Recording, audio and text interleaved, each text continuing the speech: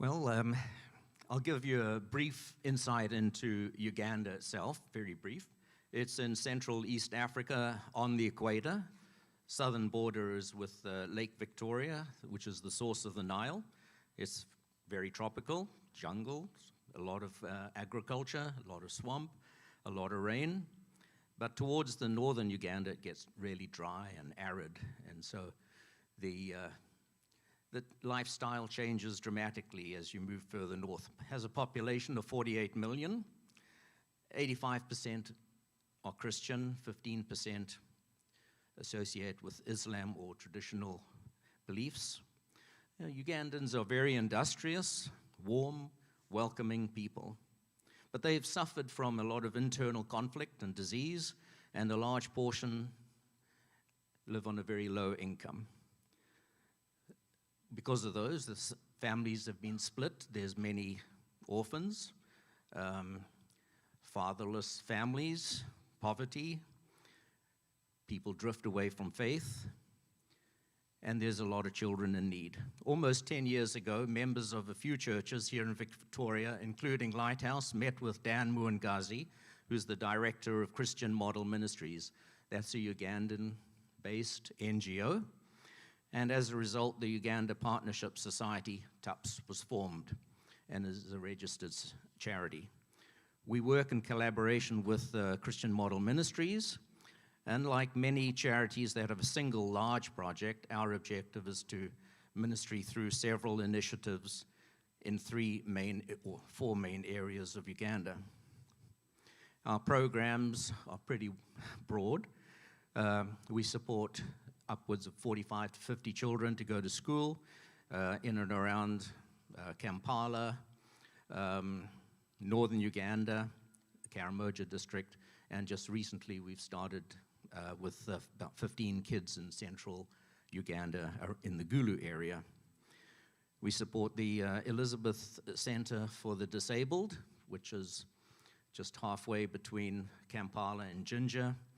And it's an amazing place that was started by a British couple who have since passed, but we maintain a close relationship with them through Dan, who's on the board. At the Salama School of the Blind, or for the Blind, we got involved with them because we started supporting a blind child who wasn't going to school at all, and so we got connected with that organization, and again, Dan is on the board of that. And it's an amazing place, seeing these children who are blind or almost blind, learning to read and write, and they follow the same curriculum as the rest of children in school. The Shalom Rehabilitation Center in the north is focused on street kids that have wandered from the north down into the big cities and are then taken back up to the Karamoja and housed and fed and schooled through the rehabilitation center. We have a technology school. We have about 12 students going through the technology school in Kampala. In the southwest area, we just started work with the Golden Care Primary School. And when we visited them, they just had their preschool classes built. And as those children get older and then move up a year, they're trying to build classrooms and facilities to accommodate them progressively as they go through. So again, we're working with that organization. And we we support a number of children in foster care. A very strong ministry is to prisoners or to prisons in the southwestern area, led by one of Dan's lieutenants, Richard. Dan Muangazi the closest thing to his heart, I think, is his gospel-based training for church leaders.